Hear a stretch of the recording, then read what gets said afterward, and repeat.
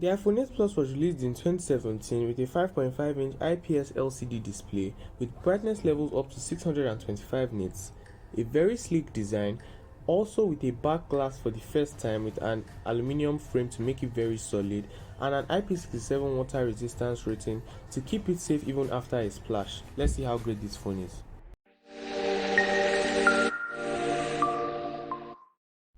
So the question I'm going to answer today is this: is the iPhone 8 Plus still worth buying in 2022?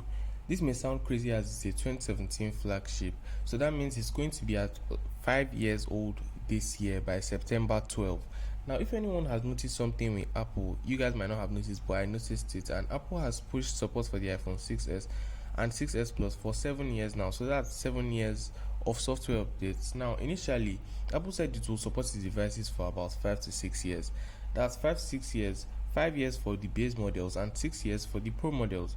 Now, if we relate this to the iPhone 8 Plus, which was like a Pro model of its time, then I can guess we can expect solid like software updates for the iPhone 8 Plus. So the iPhone 8 Plus could get maybe 2 years or 3 years extension of time for updates. Now, going by the specs, it's a solid device with about 3 gigabytes of RAM.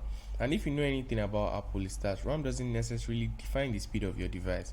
Apple devices can have little amount of RAM and still run faster than Android devices. And yeah, talking about Android devices, if you want to know why Android devices run slow, I've solved the mystery and I left a link to that video up there, so make sure you click that link and find out why.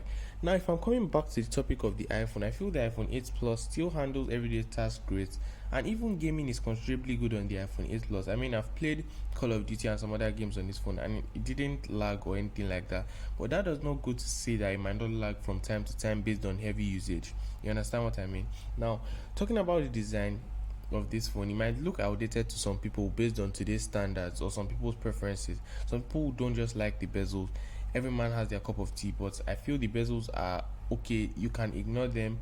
Everybody likes a full screen. I personally prefer the full screen, but the bezels can be ignored because of how good this phone is and the software that runs on it. Now, I personally feel it's a great looking phone and I just want to pick it up on a budget. If you just want to pick it up on a budget, then for sure pick up the iPhone 8 Plus. But there are some things you are going to have to let go, which are Face ID. Now, Face ID is only something that comes with the iPhone 10 and upward. So if you are picking up the iPhone 8 Plus, you have to know that you'll be stuck with Touch ID. If you like Touch ID like me, then yes, surely pick it up. If you don't, then I'll just advise you go for the iPhone 10, which is like its contemporary. Now, some people would ask me this question: so should I buy the iPhone 8 Plus or not in 2022?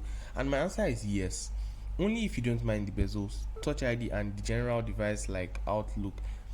If you don't mind all that and you still just want a functional device on a budget, then for sure you should pick up the iPhone 8 Plus. And from my prediction, you should get at least 2 years or more of software updates, that's reaching 7. So I hope I've been able to answer your question, and if I did, please hit that subscribe button, turn on your post notifications so you always get an alert or message when I post my videos, and don't forget to like this video and share. Make sure you do all that, and I will see you when next I upload. Or okay, I won't see you, but you will see me when next I upload. Thank you.